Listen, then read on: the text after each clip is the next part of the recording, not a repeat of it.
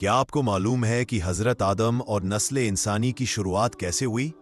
हज़रत आदम को पहला इंसान माना जाता है जिन्हें अल्लाह ने अपनी मर्जी से पैदा किया। हज़रत आदम और हव्वा की पैदाइश अल्लाह ताला ने आदम को मिट्टी से बनाया और उनमें रूह फूंकी। हज़रत आदम की तन्हाई दूर करने के लिए अल्लाह ने हव्वा को उन्हीं की पसली से पैदा किया।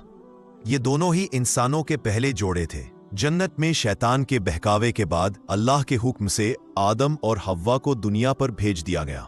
दुनिया में आकर उन्होंने अपनी गलती पर माफी मांगी और अल्लाह ने उन्हें माफ कर दिया। दुनिया में आने के बाद आदम और हव्वा से औलाद पैदा होने का सिलसिला शुरू हुआ। इंसानों की नस्ल को आगे बढ़ाने के लिए शुरुआती दौर में जब दुनिया में उनके सिवा कोई और इंसान नहीं था, तब हजरत आदम के बच्चों की शादियां आपस में ही हुईं।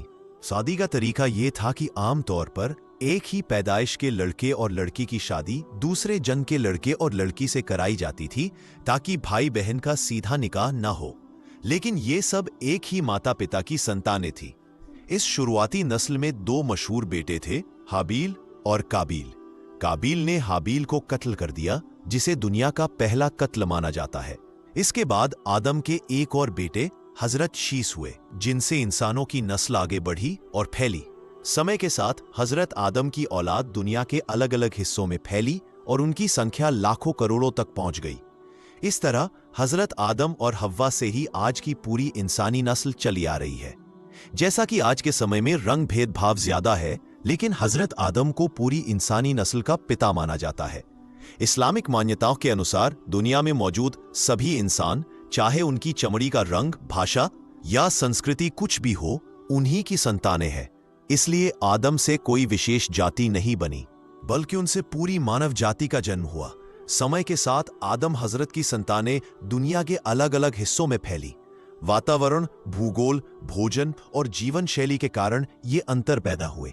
एक ही परिवार के लोग अलग अलग महाद्वीपों पर बस गए, जैसे एशिया, अफ्रीका, यूरोप। सूर्य की रोशनी और जलवायु के अनुकूलन के कारण चमड़ी के रंग, बालों की बनावट और कद काठी में अंतर आया। अलग अलग समूहों ने अपनी अपनी भाषाएं और जीवन जीने के तरीके विकसित किए।